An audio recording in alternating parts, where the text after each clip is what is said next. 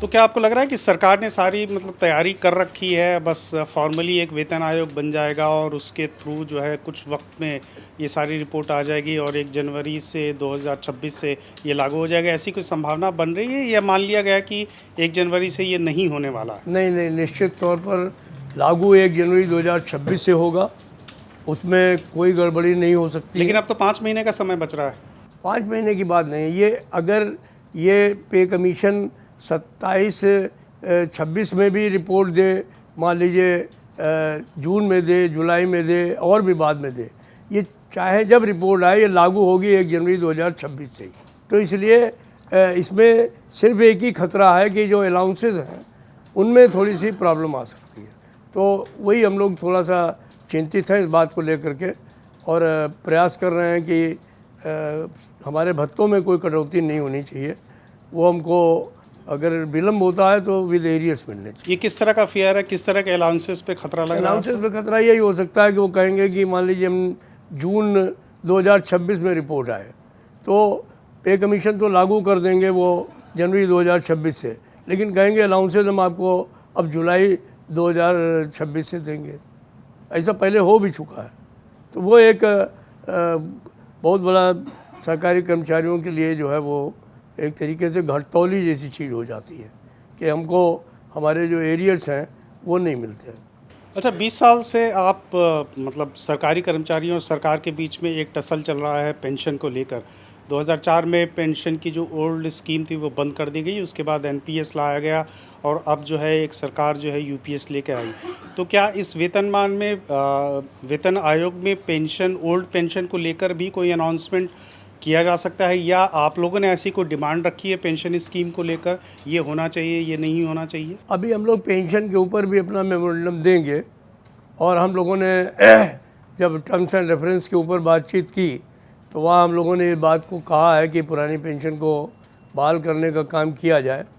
लेकिन फैक्ट ये है कि सरकार जो है वो पुरानी पेंशन की बात को हम लोगों ने बहुत संघर्ष किया है और हम लोगों ने इसके लिए देशव्यापी आंदोलन भी किए, सारी चीज़ें की, लेकिन उसकी वजह से बहुत सारी चीज़ें जो हैं वो मानते हुए भी सरकार ने पुरानी पेंशन बहाल करने का काम नहीं किया।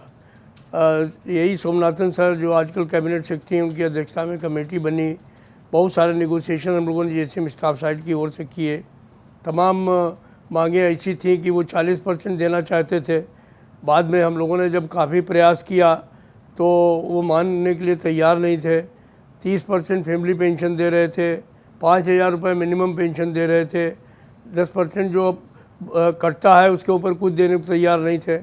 लेकिन फाइनली जब मामला प्रधानमंत्री जी की कोर्ट में पहुंच गया और उन्होंने बातचीत करने के लिए बुलाया तो वो 40% जो है वो 50% भी होने का काम हुआ और जो फैमिली पेंशन है वो 60% भी होने की बात हुई और जो मिनिमम पेंशन है वो हम लोगों को आज की तारीख में 10,000 रुपये प्लस डेयरनेस रिलीफ मिलने का काम हुआ और 1/10 जो है वो जो आपका कट रहा है उसको देने का आज की तारीख में फैसला करने का काम किया। तो ये यूपीएस स्कीम में ये देने का काम किया है। लेकिन हम अपनी मांग रखेंगे कि भाई जो भी आप नाम रखना चाहें रख लें, हमको कोई प्रॉब्लम नहीं है, लेकिन जो ओपीएस में सुविधाएं मिल रही थी वो सारी की सारी हमारे कर्मचारियों को मिलनी चाहिए। नहीं तो यूनिफाइड पेंशन स्कीम जो इसी साल से लागू हुई है उसको आप लोगों ने वेलकम किया है, वो केंद्र सरकार के कर्मचारियों के हित में है?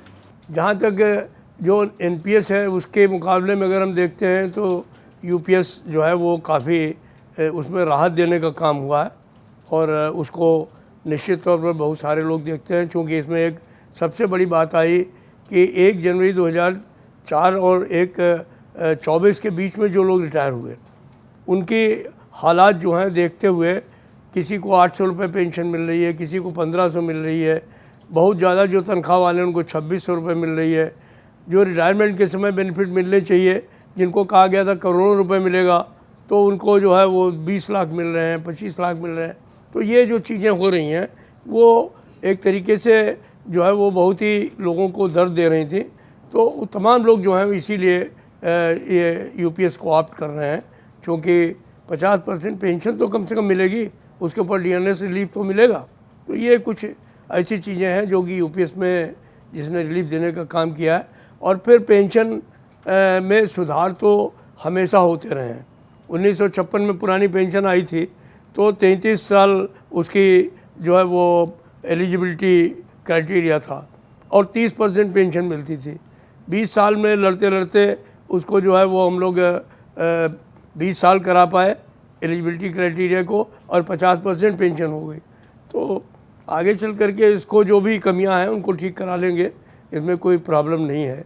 लेकिन हमें काफ़ी अच्छा गेस्चर मिला प्रधानमंत्री जी से और उन्होंने बहुत ही सहजता से हम लोगों को बुलाया, बातचीत की और ख़ास तौर पर जो झगड़ा था 40% 50% का दूसरी चीज़ों का, उसको उन्होंने सुलझाने का काम किया।